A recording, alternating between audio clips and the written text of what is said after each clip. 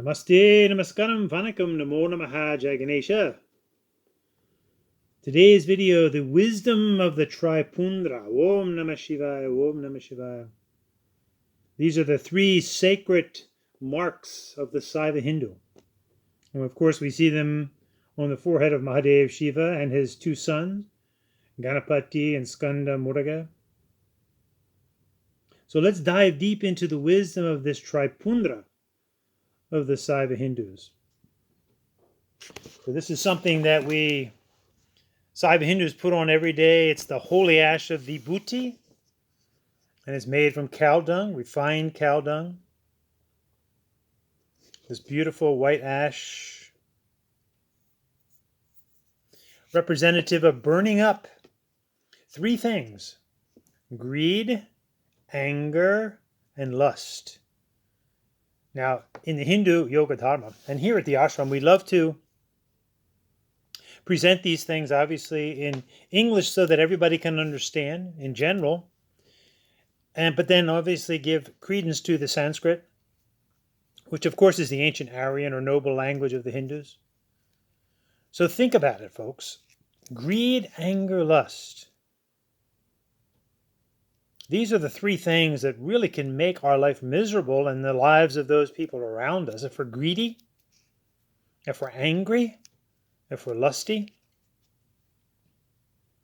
In the Sanskrit, we call this Lobha, Grodha, Kama. Greed, anger, lust. Greed, anger, lust. And they're in that order. There's an order to everything in the Hindu yoga, religious, spiritual, scientific, philosophical lifestyle. So putting this on every day reminds us, like the ashes, to burn up greed, anger, and lust. And if we're honest, we get a little greedy, angry, and lusty perhaps throughout the day. So we repeat it again the next day, or perhaps morning and evening. Lobha, Grodha, Kama. Greed, anger, lust. Because just think of the opposite. Being giving, being compassionate, being controlled.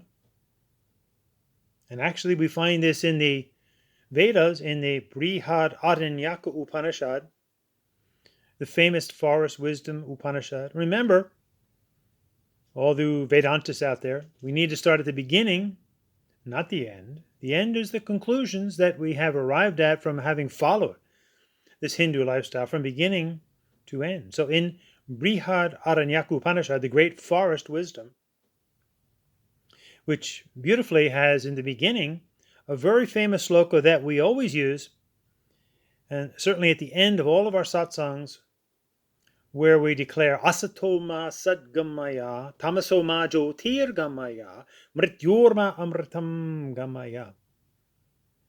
Just as relevant today as it was thousands of years ago when the rishis composed this Sanskrit sloka. Being honest with ourselves and going from asatoma sadgamaya, from untruth to truth. Humbly admitting our ignorance as we move to an ever more enlightened state of being. Tamasoma mrityurmamritam, tamasoma jyotirgamaya. And then tapping into that immortal nectar within, the amritam, the soma, the bliss of the atmana, that defeats in a sense mortality, the immortal nature of the pure energy, Shakti, and light, Jyoti, and heat, which translates into the human emotion of bliss or love, Satchidananda, Jyoti, Shakti, Ananda, Shanti, that inner soma.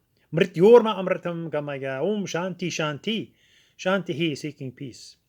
But in this beautiful Brihadaranyaka Upanishad, at the end, it gives a beautiful little dialogue where the Shishyas, the disciples, are asking Guru, how do we get rid of this greed, anger, lust, Lobha, Grodha, Kama? There's got to be a solution. So it's a classic little portion at the end of Brihadaranyaka Upanishad, and it's entitled What the Thunder Said.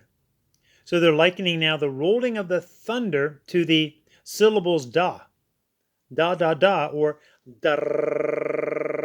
dar, the rolling of the thunder. So it's a little bit humorous. So the chelas asked the Shishyas asked the Guru, how do we get rid of greed, Lobha?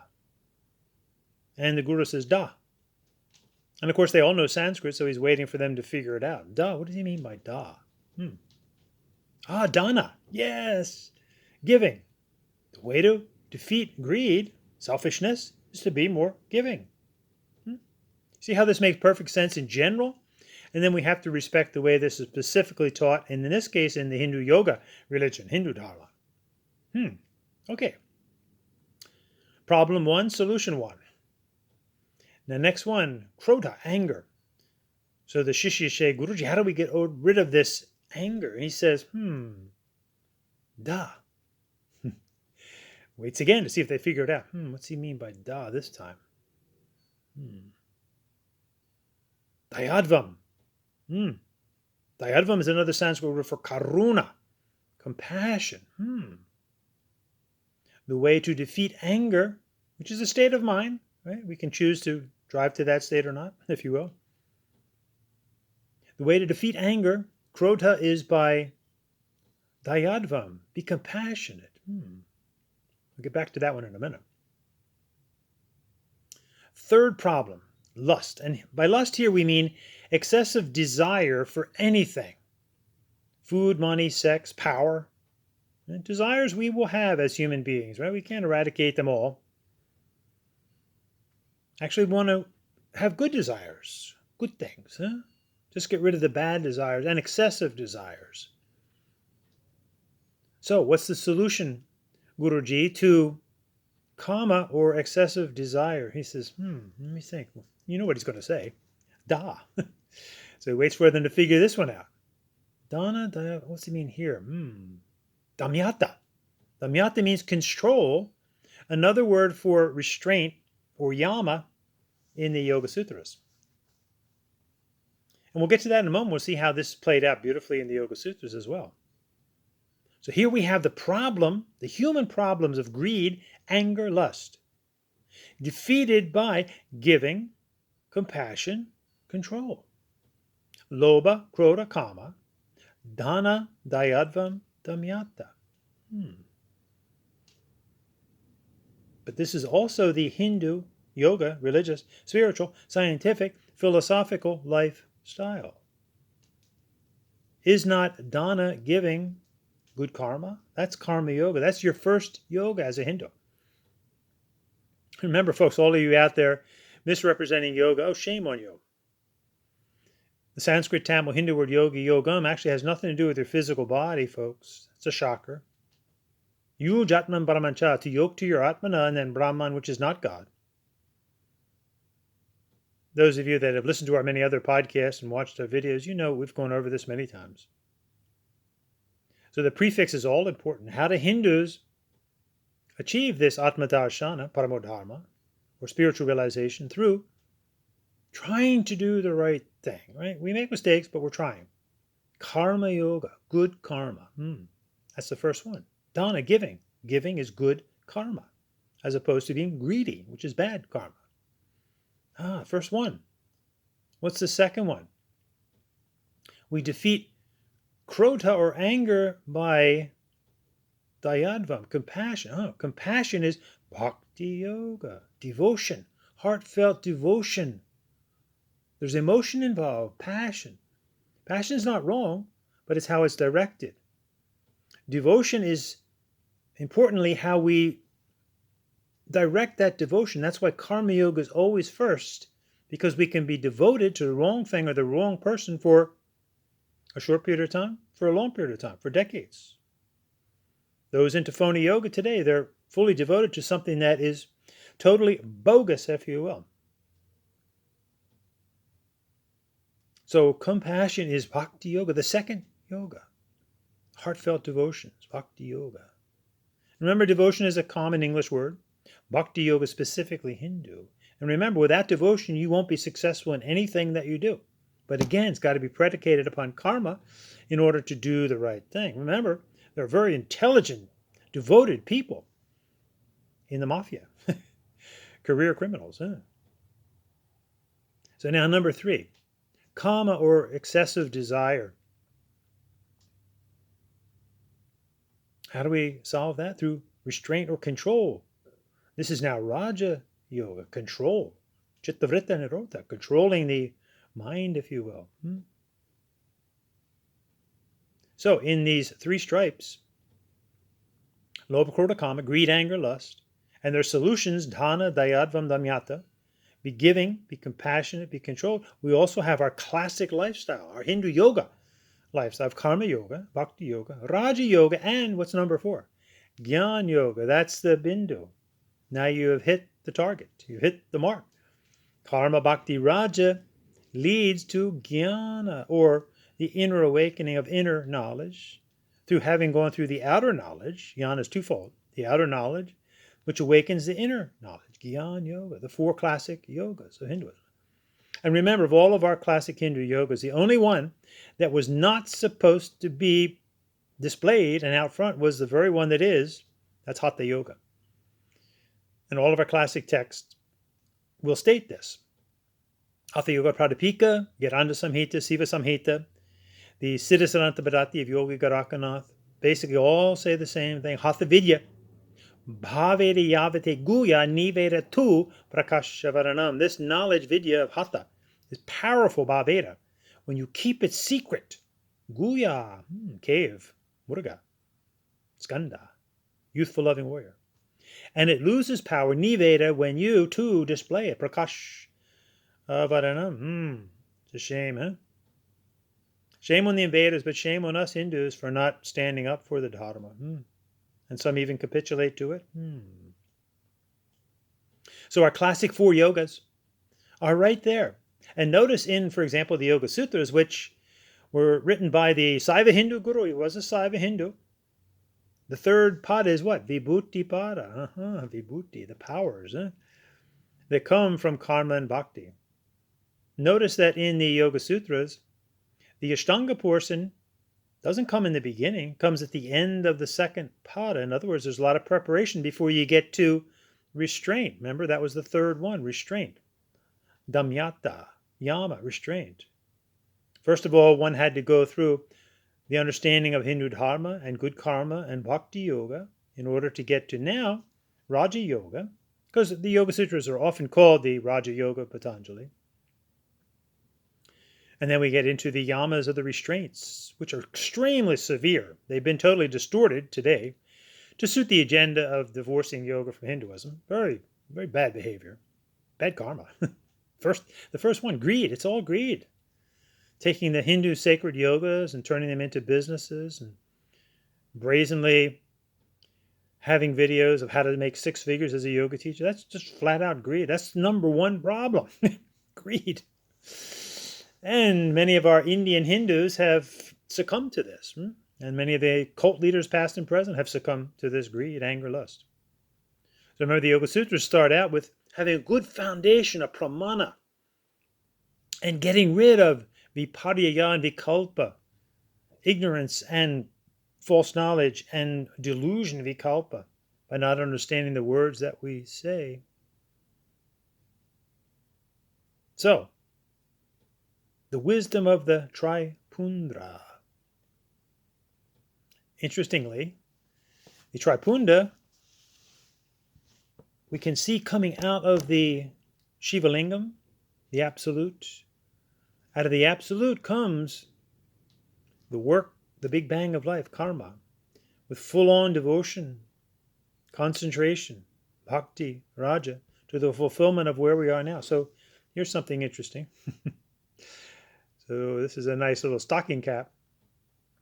Looks just like a Shiva Lingam. Out of the Lingam comes the Tripundra. And you see how we've hit the mark now? The bullseye. Right? That's a good...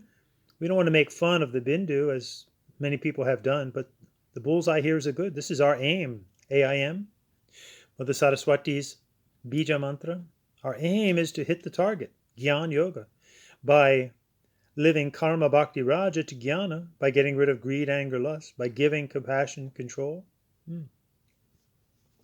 And even comes an orange. So, put on an orange one.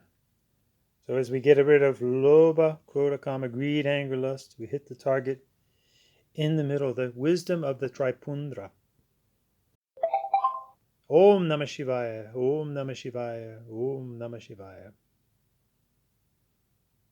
We could also look at it as opening our three eyes. Keep the two eyes open. Take care of things in the material world. But then look in the inner eye, the Bindu. Remember, this comes right out of the Vedas. Puram Bindu Vajri Purush Tutaha. Ancient Bindu Hindu Hindu. Soulful warrior. Be a soulful warrior. That's your loving, youthful, loving warrior deity at the heart. Murga Skanda, Hanumanji, Shri Krishna, Durga Ma. Be a youthful, loving warrior. Got to have all three. So open up that Anahata chakra, the no-hit experience, of pure experience, of the inner essence of all of us, which we Hindus call the Atmana. Jyoti, Shakti, Ananda, Shanti, love, light, and energy. Om, this are we with emotions, mind, and body. The three-eyed one, Trayambakam, Yajamahe Sukhandim Pushti Vardhanam, Urva Rukameva Bandhanan, Mrutyo Mokshiyamamratat. We praise the three-eyed one. Shiva, Ganapati, Muruga, the Tripundra, and we are the three-eyed ones too, all of us. And that's why the coconut's sacred. It has three eyes, doesn't it? It's also sacred to Ganapati. Remember, that's our first deity. We've got to crack the hard nut of the ego. We have to start with Ganapati in order to ascend safely into the inner realms. So we worship the three-eyed one and all of us as Hindus, the three-eyed ones.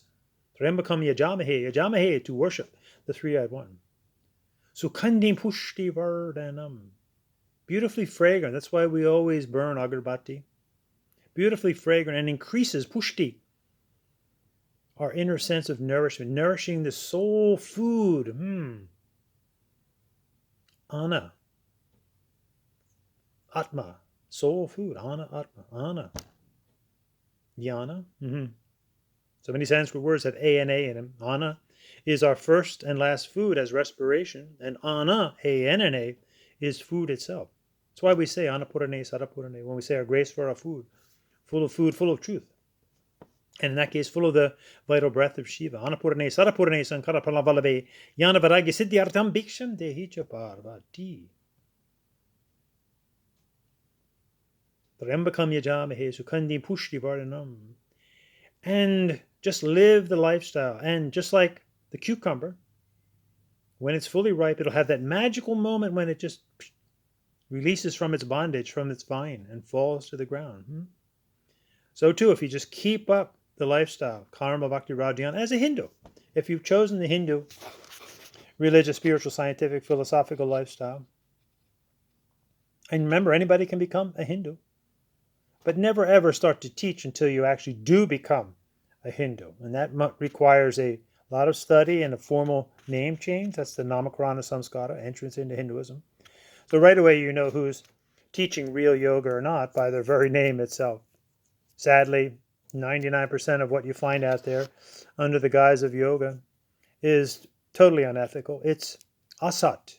Because remember, again, from this Brihad Aranyak Upanishad, it begins, and in a sense ends, with always trying to understand what is true and what is false. Asatoma sadgamaya, what is true, what is untrue, what is real, what is unreal. As we humbly admit our ignorance in many areas of life, moving to an ever more enlightened state of being, tamasoma jyotirgamaya, and then again tapping into the inner essence, which we Hindus call the Atmana, which is beyond your mind, beyond the emotions, beyond the body, of course. Atmana, Atmadarshana Paramodharma. This is our supreme duty in life, is to realize that Atmana, because that is the, like energy itself, the undying part. It just is. Creation just is. It just transforms itself. Just as you have done, as I have done, right? Do you remember when you were 1 year old, 2 year old? Of course not. But you existed. Your inner essence obviously was there, carrying you through.